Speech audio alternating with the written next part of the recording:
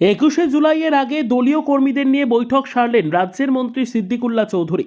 সেই কর্মী সভায় অনুপস্থিত ছিলেন বেশ কয়েকজন তৃণমূলের অঞ্চল প্রধান। কারণ জানতে চাইলে মন্ত্রী জানান শারীরিক অসুস্থতার জন্য তারা অনুপস্থিত। এরপরই সংবাদ মাধ্যমের মুখোমুখি হয়ে মন্তেশ্বরের পঞ্চায়েত সমিতির সভাপতি আহমেদ হোসেন শেখের বিরুদ্ধে শনিবার তিনি বলেন, তিনি হলেন কি পার্সন, রিং লিডার, রাজনীতির জানেন না। তিনি প্যারালালি একটি সেমি গভর্নমেন্ট তৈরি করতে চাইছেন। পঞ্চায়েত সমিতির পদ মুখ্যমন্ত্রী মমতা ব্যানার্জি অভিষেক ব্যানার্জির ছবি ব্যবহার করে একটা স্বরাজ তৈরি করতে চাইছেন গুন্ডা বাহিনীর। মুখ্যমন্ত্রীকে আমি 4 পাতার একটি অভিযোগ জমা করেছি। মুখ্যমন্ত্রী 21শে জুলাই নিয়ে ব্যস্ত রয়েছেন। তিনি আরও বলছেন, মিডিয়ার ওপরে স্বনির্ভর আমি নই, আর মিডিয়া আমার কিছু করতেও পারবে না। 40 লক্ষের অভিযোগ আমার সঙ্গে আলোচনা না করেই ভারতবর্ষের প্রত্যেকটি কোণে পৌঁছে গেছে। তিনি বলেছেন কুসুম গ্রামে একটি পুলিশ ক্যাম্প করা হবে। পাশাপাশি তার বিরুদ্ধে 40 লক্ষ টাকা নিয়ে পদ দেওয়ার অভিযোগ করা ময়না টুডুর স্বামীর বিরুদ্ধেও মুখ খুলেছেন তিনি বলেন, বাবুলাল টুডু আর আরএসএস এর সক্রিয় সদস্য। পরিবারে আরএসএস সদস্য থাকবে, আবার তৃণমূল দলেও থাকবে, এটা হতে পারে না। ব্যুরো রিপোর্ট, সুন্দর বাংলা নিউজ। মূলত আহমদ হোসেন শেখ যে পঞ্চায়েত সমিতির সভাপতি, মূলত সে হলো কি পার্সন, সে হলো রিং লিডার, রাজনীতির জানে না এবং প্যারালাল একটা সেমি গভর্নমেন্ট তৈরি করতে চাচ্ছে। এটা আমি আজকে খুব পরিষ্কার করে বলছি। দলের পতাকা, মুখ্যমন্ত্রীর ছবি, অভিষেকের ছবি, পঞ্চায়েত সমিতির ক্ষমতা, তারপরে কন্ট্রাক্ট দেব তার ক্ষমতা, এবং বাইক বাহিনী, এই নিয়ে একটা কি স্বরাজ তৈরি করতে চাচ্ছেন গুন্ডা বাহিনী। আহমদ শেখ কি করবে না করবে তার ভবিষ্যৎ তার সাথে, আমার সাথে, রাজনীতির সাথে, টিএমসি দলের সাথে তার কোনো সম্পর্ক নেই। সে নিজেকে যত বড় জাহির করুক। মুখ্যমন্ত্রী দুঃখিত হয়েছেন। আমি তাকে 4 পৃষ্ঠার একটা অভিযোগপত্র দিয়েছি। তিনি কথা বলেছেন, তিনি বলছেন আমি খুব ব্যস্ত 21 জুলাই নিয়ে, পুলিশ যেটা করবে এবং আমি চেষ্টায় আছি কুসুম গ্রামে একটা যেন পুলিশ ক্যাম্প হয়। এই পুলিশ ক্যাম্প মানুষকে আরও সহজ সরল করে দেবে, অত্যাচার অবিচারের হাতটা বন্ধ হবে। ডিএম এসপি বলেছেন অফিসিয়ালি আমাদের কাছে আসলে আমরা রেকমেন্ড করব।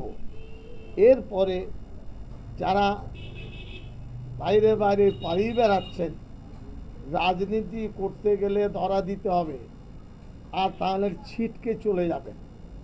মুখ্যমন্ত্রী তিনি বুঝেছেন যে ওই মুর্শিদাবাদের জঙ্গিপুরের সাথে আমার তো কোনো রিলেশনশিপ ছিল না, খাতা কলমে বা বাইরে অহেতুক মিথ্যা কথা বলা।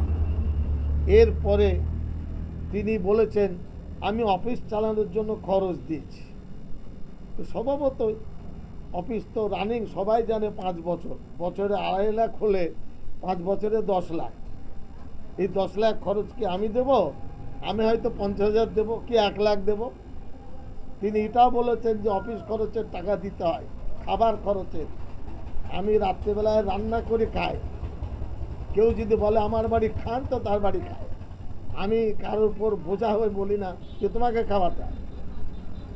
যে আচরণ করেছেন ভারতের সংবিধান, এরপরে জাতীয় পতাকা, ক্যাবিনেট মন্ত্রীর গাড়ি ভাঙচুর, খুন করার প্রক্রিয়া, চেষ্টা, তারপরে বেধড়ক মারধর, এসবগুলো ভারতের সংবিধানে কোনো রাজনৈতিক দলের কাছে কাম্য নয়। আর টিএমসির মতন দল, যার ভিত্তি স্থপতি মমতা ব্যানার্জি, তা শুধু আমাকে আঘাত করা হয়নি, সম্মানীয় সভাপতিকেও আঘাত করা হয়েছে, মন্ত্রী মণ্ডলীকে আঘাত করা হয়েছে। এই কারণে ও বিষয়ে আমার আর কিছু বেশি বলার নেই। আইনের পথে চলছে। এখানে পঞ্চায়েত সমিতির সভাপতি মহিলা আমার নামে কুৎসা করেছেন। মিডিয়াকে 100% আমি দোষ দিচ্ছি, আবার বলছি 100%। 12 জুলাই শনিবার সাতকেচিয়া বিধায়ক অফিসে আমরা দলীয় নেতৃত্ব নিয়ে বসেছি।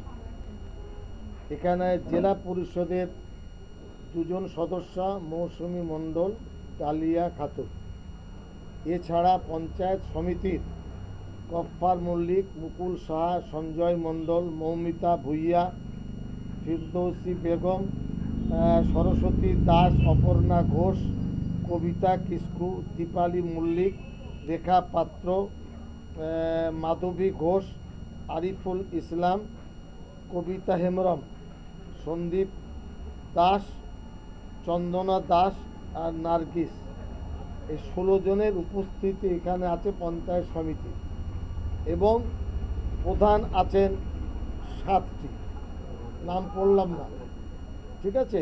তারপরে অঞ্চল সভাপতি 6 জন, এরপরে ব্লক সভাপতি আমাদের আছেন। 21শে জুলাই উপলক্ষে ইতিপূর্বে আমি ছোট আকারে 2-3টি মিটিং করেছিলাম। আজকে বড় আকারে প্রতিটি অঞ্চলের দায়িত্বশীল কর্মকর্তাদের নিয়ে বৈঠক করলাম। এখানে জানা গেছে যে 30 থেকে 35টি ছোট বড় গাড়ি, কিছু গাড়ি হয়তো স্টেট বাস কোম্পানি দেবে, সেটা শেষে সংযুক্ত হলো। ছোট গাড়ি মিলে প্রায় 40টার কাছাকাছি এখান থেকে গাড়ি যাবে। 3 থেকে 3,500 মেমারি থেকে ট্রেনে যাবে, যারা দলকে দিদিকে ভালোবাসে। 21শে জুলাই শহীদ দিবসের মাধ্যমে মুখ্যমন্ত্রী একটা বার্তা দেবেন, ভারতবর্ষের রাজনীতির প্রেক্ষাপটে আমাদের তথা টিএমসির কি অবস্থা, মুখ্যমন্ত্রী কি বলতে চাইছে। একইভাবে এই বাংলায় 14 বছর ক্ষমতায় আছে টিএমসি। দলীয় কর্মীদের উদ্দেশ্যে মন্ত্রী হন, জেলা পরিষদ, এমএলএ বা পঞ্চায়েত সমিতি, তাদের কি করণীয়। তাছাড়া বিজেপি যেভাবে বঞ্চনা করে আমাদের উন্নয়নকে আটকে রেখেছে, তার একটা খতিয়ান দেবে।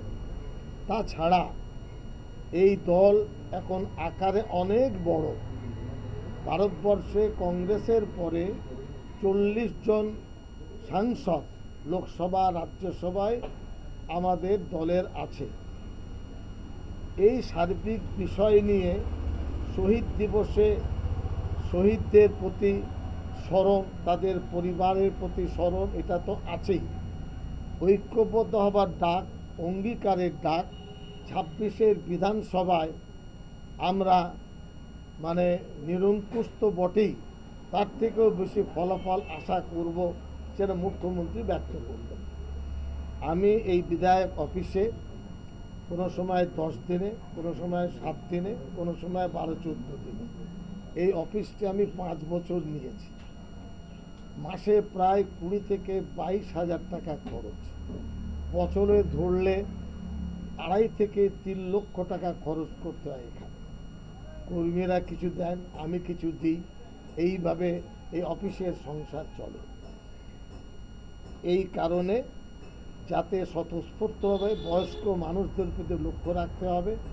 তাদের যে লাভ নেই, টিভির পর্দায় তারা দেখবেন কে কিভাবে যাবে, মনিটরিং হবে, লোকালভাবে তারা করবেন।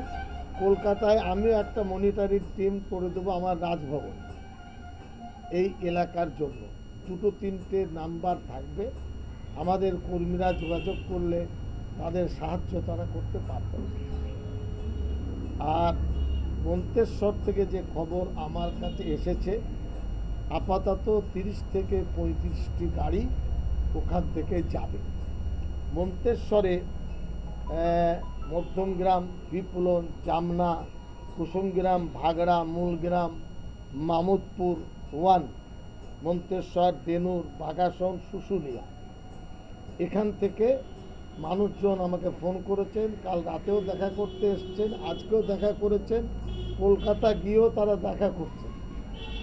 এবং নাদনঘাটের পরে হলো মন্তেশ্বর, মিরকাহার, রায়গ্রাম, মামুদপুর, কুসুমগ্রাম, কুলুট, মৌসা, ইছু ভাগড়া, কুলে, ভোজপুর, তুল্য ভান্ডারপুর বা আরও অন্যান্য গ্রামের মানুষরা ফোনে বলছেন, সাহেব নতুন যে ভাবনা আপনি দিলেন আমরা আপনার সাথে একমত। সম্ভবত 9 জন কি 11 জন গ্রেফতার হয়েছেন। কালকে পূর্বস্থলী বিডিও অফিসে ডিএম এবং এসপি এবং কালনার এসডিও আমরা 4 জনে 15 মিনিট বসেছিলাম। সার্বিকভাবে তাদের বক্তব্য দিনের দিন আপনার উন্নতির দিকে, অবস্থা ভালোর দিকে যাচ্ছে। তবুও রাত্রেবেলায় ওদের গুন্ডা বাহিনী তারা মানুষের উপর চাপিয়ে দিচ্ছে ত্রাসকে, এটা এখনও চলছে। আমি পুলিশকে সেটা বলেছি।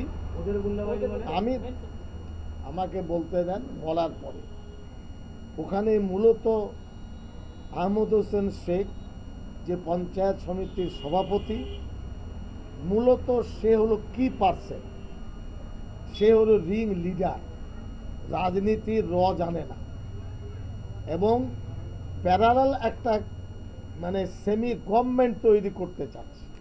এটা আমি আজকে খুব পরিষ্কার করে বলছি। দলের পতাকা, মুখ্যমন্ত্রীর ছবি, অভিষেকের ছবি, পঞ্চায়েত সমিতির ক্ষমতা, তারপরে কন্ট্রাক্ট দেব তার ক্ষমতা, এবং বাইক বাহিনী, এই নিয়ে